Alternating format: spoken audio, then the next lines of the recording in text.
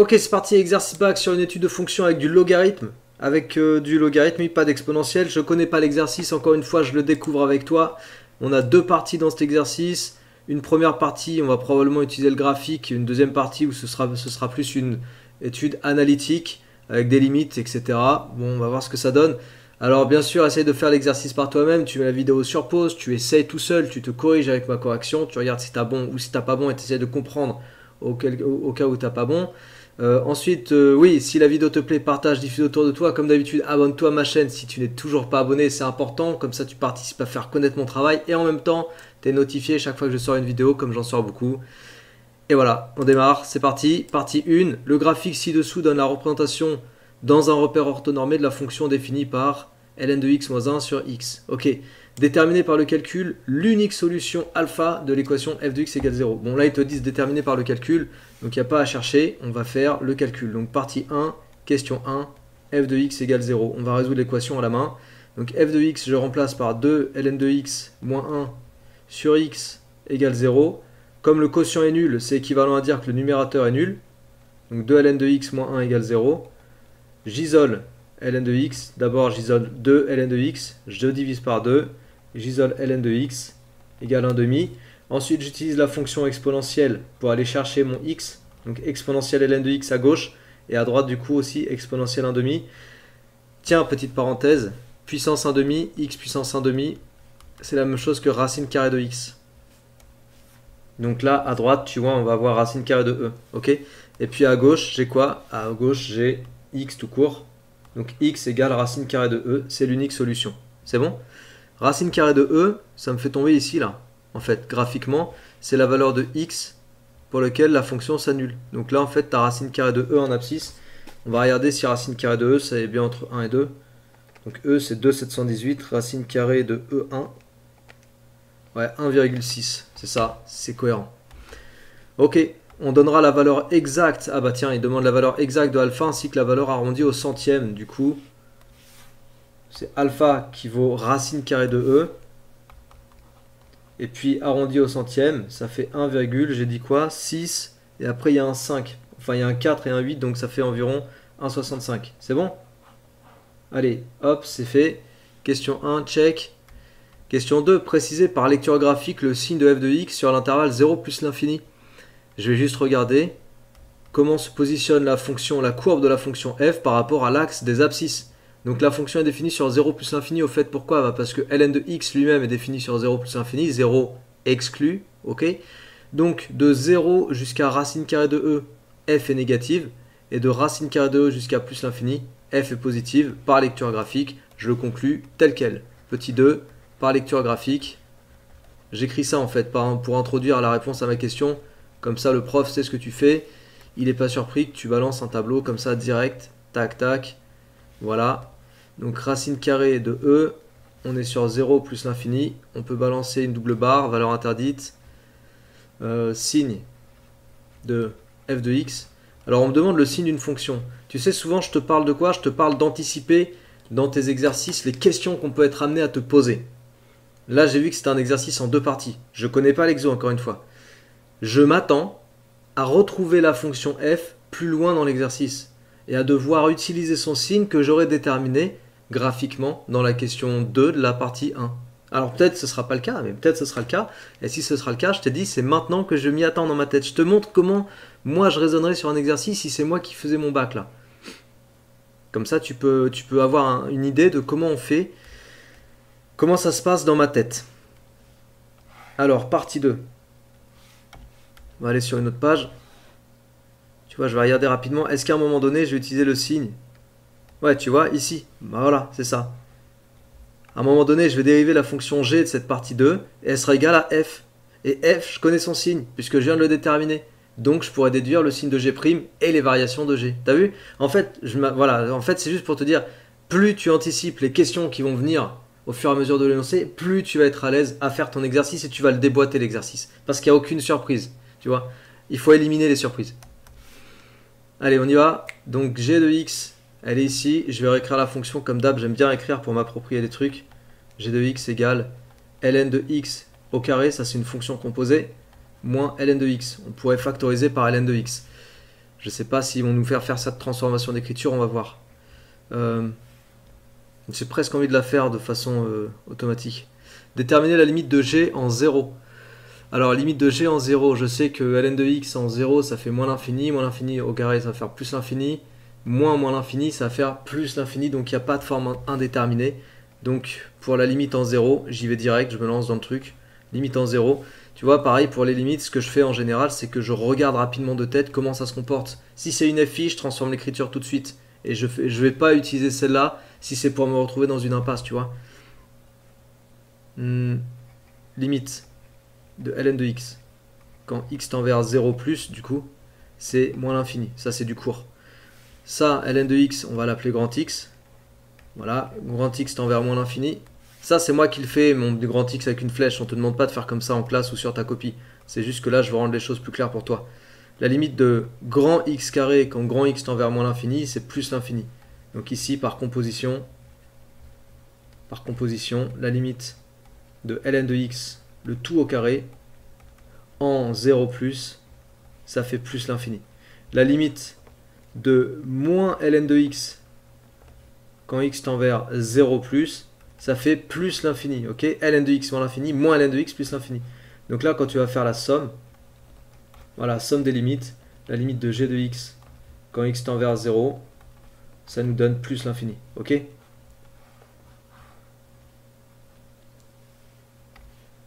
Limite de g en plus l'infini. Alors là, ça va faire plus l'infini, et là, ça va faire aussi plus l'infini. Donc là, tu as une FI parce que tu vas avoir plus l'infini, moins plus l'infini.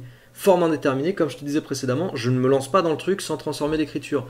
Et tout à l'heure, quand j'ai écrit pour m'approprier G, t'as vu, hein, ce que je te dis, c'est qu'au fur et à mesure, tu découvres comment je raisonne le truc. Encore une fois, je connais pas cet exo. Je te le répète pour que tu comprennes que tout ce qui me vient en tête comme idée de résolution, méthode de résolution, ça vient spontanément avec les techniques classiques, donc je te les donne, ces techniques. Tout à l'heure, j'ai réécrit G pour me l'approprier. En réécrivant G, j'ai pris conscience, en l'écrivant, que je pouvais factoriser par ln de x. Tu m'as entendu le dire, c'était il y a juste 2-3 minutes. Je ne l'ai pas fait. Mais maintenant, je vais faire ma factorisation, parce que c'est ça sûrement qui va m'aider à lever l'indétermination pour la question 1b. Donc g de x, je le réécris, c'est ln de x, facteur de quoi? Facteur de ln de x moins 1. Voilà, ma forme factorisée de la fonction g de x. Je cherche la limite en plus l'infini, ça va tendre vers plus l'infini, ça va tendre vers plus l'infini, et là pour le produit, l'infini fois l'infini, c'est bon, j'ai levé l'indétermination, ok? Donc c'est parti, je le rédige. Limite de ln de x en plus l'infini, ça fait plus l'infini. La limite de ln de x moins 1 en plus l'infini, ça fait plus l'infini aussi. Donc par produit, la limite de g de x en plus l'infini, ça fait plus l'infini. Ok? Allez, question 1. 1a, 1b, c'est fait. Question 2. On note g', la fonction dérivée de g. Donc on va me demander de chercher g' sur 0 plus l'infini, hein, et de montrer que g' égale f. Et f, c'est la fonction définie dans la question 1. On y va? On change de page. Alors, je réécris g. Là, tu peux la reprendre sous la forme ln de x au carré moins ln de x. Ou tu peux aussi la prendre sous la forme, factorisée que j'ai trouvée. Moi, je vais prendre ça, en fait, cette forme-là. Alors, juste, la dérivée de u puissance n, tu te souviens? Ça, c'est une formule de ton cours. U puissance n, la dérivée, c'est nu', u puissance n-1. Donc, on va faire ça, ça fait n, donc 2, fois la dérivée de ln de x, 1 sur x, fois ln de x puissance, du coup, 2 moins 1, ln de x puissance 1. Et la dérivée de ln de x, c'est 1 sur x. Ok, donc on a deux fractions qui sont toutes les deux sur x. Je mets tout le monde sur x.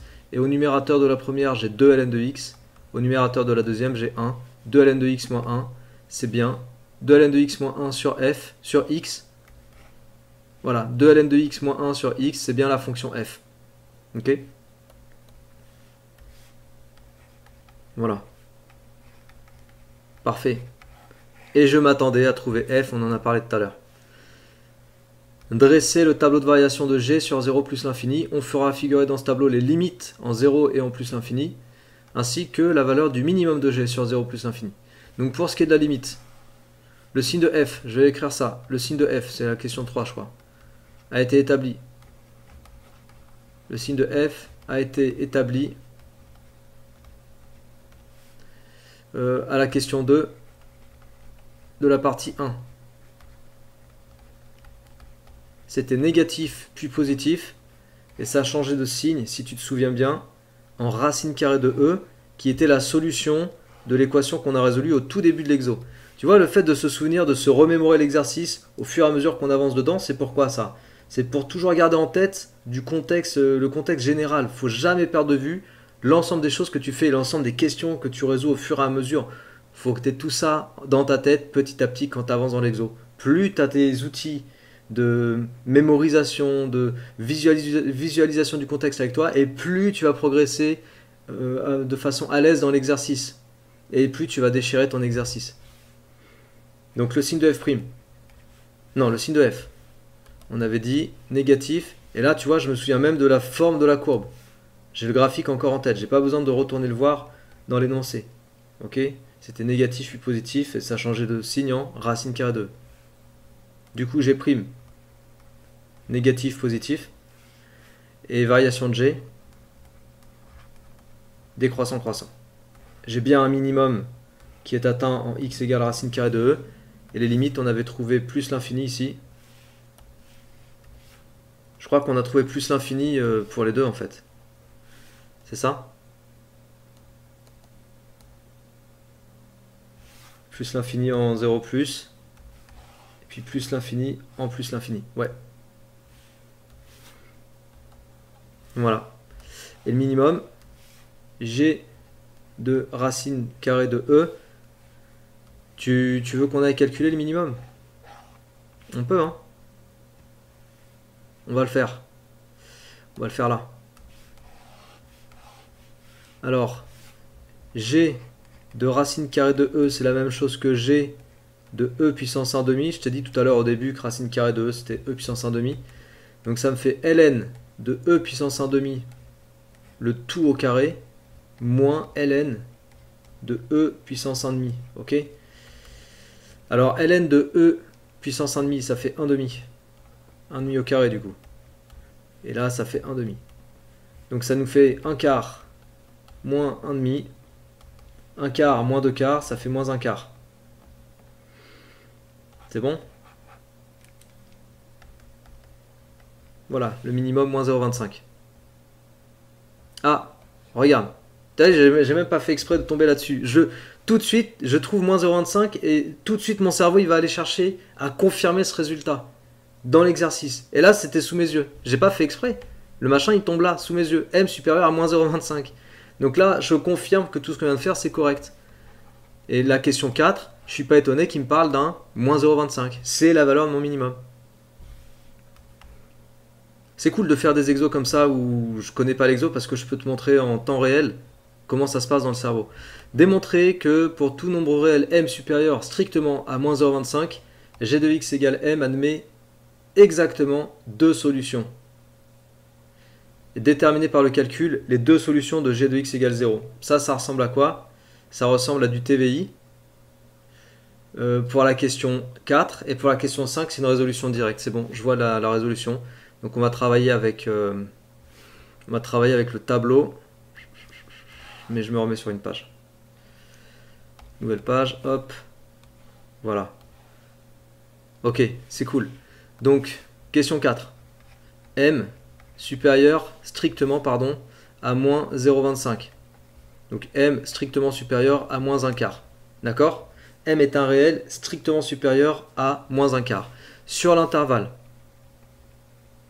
on va d'abord le visualiser dans le tableau et puis après on va le rédiger. Du coup, est-ce que M, je vais le rencontrer ici? Oui, combien de fois? Une unique fois, parce que la fonction est strictement décroissante, puisque on est bien au-dessus de moins 1 quart et plus petit que... Enfin, on monte jusqu'à plus l'infini, donc on va forcément rencontrer M quelque part. Donc M, je le rencontre là. Donc j'ai bien un antécédent que je vais appeler alpha. Un antécédent de M sur l'intervalle 0, racine de E. Et là, la même chose sur l'intervalle racine de E plus l'infini. Je rencontrerai M dans l'intervalle image parce que je suis au-dessus de moins 1 quart.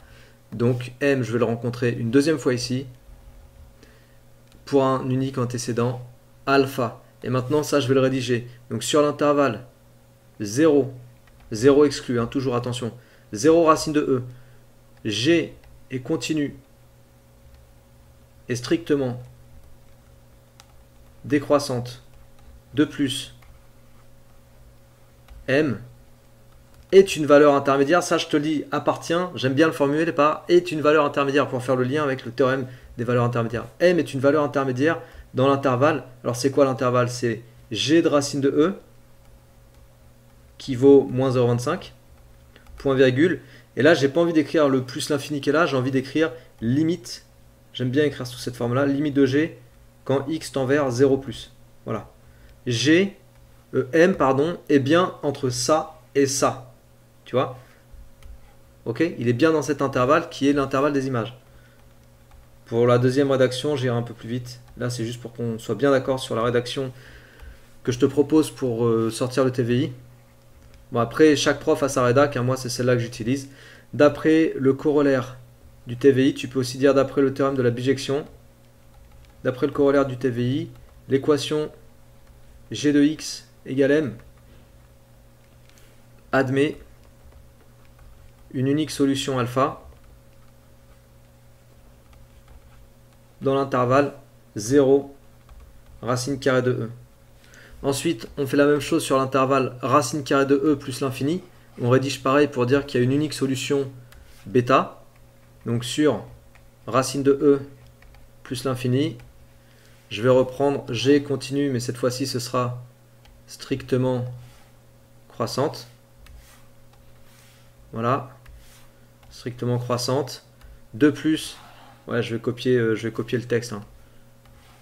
Merde.